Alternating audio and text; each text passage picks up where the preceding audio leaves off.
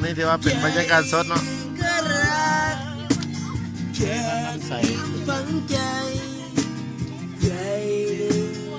อันในช่วงนี้ก็ถือว่าเสียชวันกำลังได้ที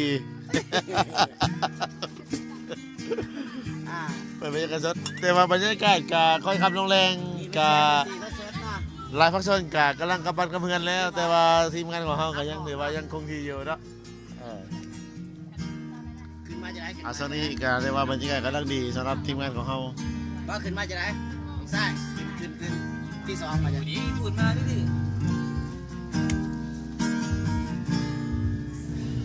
ดีพูดมาดิ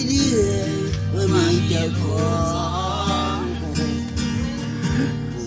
ดอย่าซ้ำซ้อนให้ติดสักคำให้ติดเสื้อจังก็จะรักจะไม่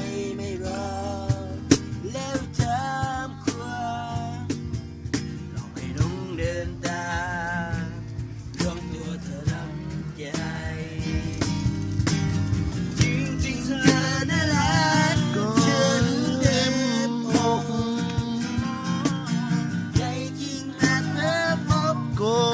หกหน้าตายใจหนึ่งก็รักจะผิดสัญญาใจหนึ่งก็แสนจะแค้นใจเอาอีกเถอะจริงๆเธอนั่นแหละ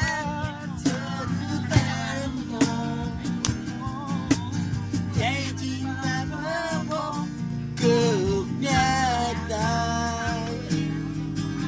ใจหนึ่งก็รักจะผิดฝังใจใจหนึ่งก็แสนจะแค้นเธอโอ้คือว่ามือกีตาร์นี่กีตาร์ก็เดียวนั่นเนาะคักสมเสย ขอเสียงตบมือในจักรบาทหนึ่งช่วงนี้ก็ถือว่าเป็นบรรยากาศสดๆเด้อว่าซั่นเนาะเชื่อใส่จันทร์เอ๋เพิ่นประกอบเสียงเพลงทั้งหนังคล้องเนี่ยเบิ่งได้แขนขึ้นมาบรรยากาศของวันกรรมกรวันแห่งงานแห่งแถมประเทศคนของเพลงนี่วันกรรมกรว่าแต่ประเทศเนาะวันกรรมกรสากลเพิ่นว่าหลายบอนก็เสร็จแล้วฉลองกันสำหรับวันกรรมกรเนาะสำหรับทีมงานเฮาก็ยังคือคืนคือเก่าโซนี่ก็ถือว่าเป็นบรรยากาศเย็นๆ6 โมงปลายๆเนาะ